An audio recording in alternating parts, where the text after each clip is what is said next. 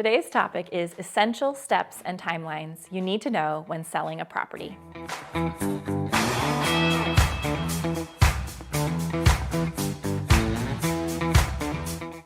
If you are a new executor, administrator, or trustee, you are navigating a maze of calls, mailings, you're just being inundated with information. Your lawyer probably has lots of things that they need you to handle. You're trying to manage the personal property. It can become overwhelming. So today we're going to talk about a few items that might help you through that process, including some timeline items that give you an overview of what the real estate transaction process is for selling the home. Hi, I'm Ashley Rivera of Probate and Trust Help. My business partner Kim Ward and I work together to help executors, administrators, and trustees like yourself to prepare, market, and sell probate and trust properties here in San Diego County.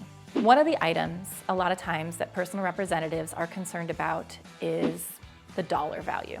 They want to know how much is it going to cost to hire an agent, what are the costs associated with the preparation of the property, what is the bottom line. Multiple times throughout a transaction, we will review the ESP, or Estimated Seller Proceeds document, with our clients so that they understand what the bottom line is. We help them go through the closing costs so that they are fully aware of what it's going to cost to prepare, market, and sell the home that they're responsible for managing. The items that are included in this particular document, the ESP, are things like what the taxes are on a property currently. We will have on there title fees, escrow fees. We will also put on there things like compensation for both the buyer's agent and the seller's agent. And we'll have on there termite inspections, any other possible fees.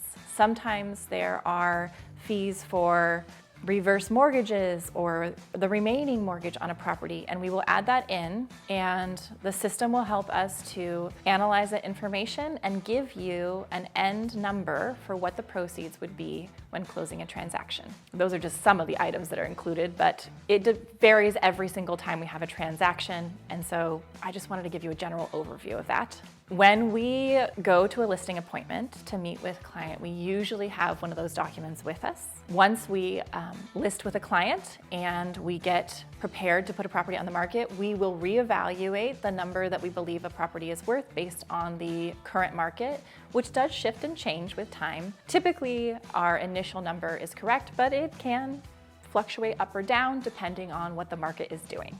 We don't want you to list a property that is undervalued, and we also don't want you to list a property for too much, because then you won't get any showings and it might actually decrease the final number that we are able to actually sell a home for, because the initial buyers saw that property on the market for too much and assumed that it was out of their price range. So we've done an ESP at the beginning. We give you one right before we put a property on the market so you can see those numbers. And then again, once we have an offer that we have gone through and accepted, we will give you those numbers again. And finally, you'll get one right before closing. That one is the most accurate, and we'll give you all the details of what the proceeds and the closing costs would be. That final closing statement is provided by Escrow, and I wanted to talk about Escrow and Title a little bit because I think that it's important that you kind of understand what they do. Escrow and Title are the party that is neutral between the buyer and the seller, so that your agent and the buyer's agent can speak to each other a little bit, but the buyer and the seller are not actually communicating with each other. That can create chaos, so that is not even going to be an item. You won't ever actually personally talk to the buyer prior to closing escrow when you work with us. We speak with Escrow, Title, and then sometimes the buyer's agent, and that's how we negotiate all the key points of a transaction. Title will run what's called a preliminary title report, and that'll let us know of any easements, possible costs that are associated with the title of the home, and they'll find liens and debts and those sorts of things so that that isn't a surprise when we go to close escrow, and it's handled prior to the transfer of the deed over from the seller to the buyer. Escrow and title will also verify any current mortgage information, and they will gain information for things like leases and those sorts of things. If there happens to be a solar lease, they will handle those items. They also handle the HOA documents, which is important because you don't ever want to actually see those HOA documents if you are a personal representative. Having escrow take those documents from the HOA and give them directly to the buyer so that we never see them prevents you from potentially being at risk of any information that was disclosed via those documents in the future. So again, escrow and title act as a third party. They are neutral and they are the ones who handle information between the buyers and the sellers. Okay, in the beginning I had mentioned timelines, and I wanted to talk to you kind of about the timelines for some items having to do with a real estate transaction. When you get into escrow with a buyer, they will oftentimes do inspections. There are many different inspections. Typically, a buyer is going to do a general inspection. Many times they will do a sewer inspection. Depending on the condition of the home, they could do possible other inspections, including things like foundation or fire hazard issues. There's lots of inspections that could potentially take place, but for the most part, the general inspection and the sewer inspection are the ones we see the most. The reason that those are involved in timelines is because we typically have a contingency that is removed after a set amount of days. We typically aim for 7 days or less, that the buyers need to complete those inspections. They cannot continue to do inspections after the contingency removal and include those in any of the negotiation factors having to do with the sale of the home. Before we get to that, don't forget to like, comment, and subscribe, and hit that bell button if you'd like to watch more of our videos coming up in the next few weeks. Other than the inspection contingency, there is also the appraisal contingency and the buyer's loan approval contingency. Those three items are the main contingencies that we see on most transactions, and they will have, again, set days depending on the transaction. It's something that is negotiated when you're getting into contract. For example, if you have a 7-day inspection contingency, you may then have, let's say, a 10 or 12-day appraisal contingency for a conventional loan. If it's a VA loan, that appraisal contingency may be longer, as may a inspection contingency, just because those items tend to take longer with a VA loan. Going back to that appraisal contingency, this is something that we tend to try and do for our clients.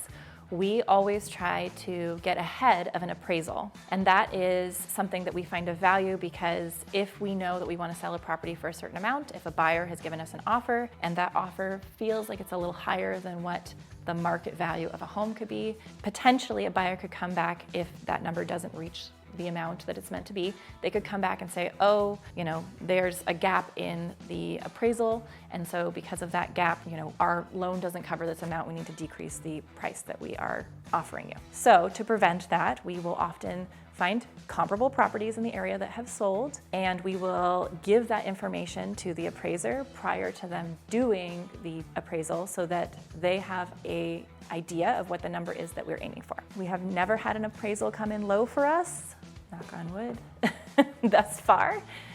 And that is because we tend to get ahead of it so that the appraisal contingency is removed promptly and there are no issues. Being proactive about timeline management is really important to us. We will send emails and contact a buyer's agent if a contingency is supposed to be removed and has not been removed. And we know that they have already completed information like inspections and they've already gotten their reports back. We are proactive about maintaining time management for the transaction because that's important for moving the transaction along for our sellers. With that being said, if a contingency is not removed in a timely fashion, we will send over what's called a notice to perform to the buyer's agent, and that notice sets a timeline for how long they have to respond to our request for that contingency removal. They have to follow through on their end just as much as we are, and so we will give them that notice to perform saying, hey, you need to send us this document, otherwise we have a right to cancel this transaction. Now, that doesn't happen often. It's very rare that a buyer's agent won't step up and then send over the contingency removal once we send that notice to perform. And we will give them a little bit of cushion on that, maybe a day or so from the date that the contingency removal is meant to be in, if they are in contact with us and communicating with us well. Our team will monitor these timelines to ensure that this process is moving along smoothly for our sellers, because that's who we're representing. We want our sellers to feel like we are treating their money as our own, because to us, that's our job. It's to make sure that timelines are followed, that we are moving things along smoothly. So know that if you choose to hire my business partner Kim Ward and I to help you, we will be your advocate and we will step up and ensure that these things are being followed along from the buyer's side as much as we are following these timelines. Okay, that was a lot of information, but I just wanted to say that these are the essential things that we find to be big factors that are important to person representatives like yourself. Understanding the cost with the closing costs, the estimated seller proceeds, that's important. Understanding what title and escrow role is in the process, and having an idea of how timelines work through contingency removals, inspections, and overall management of that timeline. Thank you for watching. Please like, comment, and subscribe, and hit the bell button. We'll see you next week.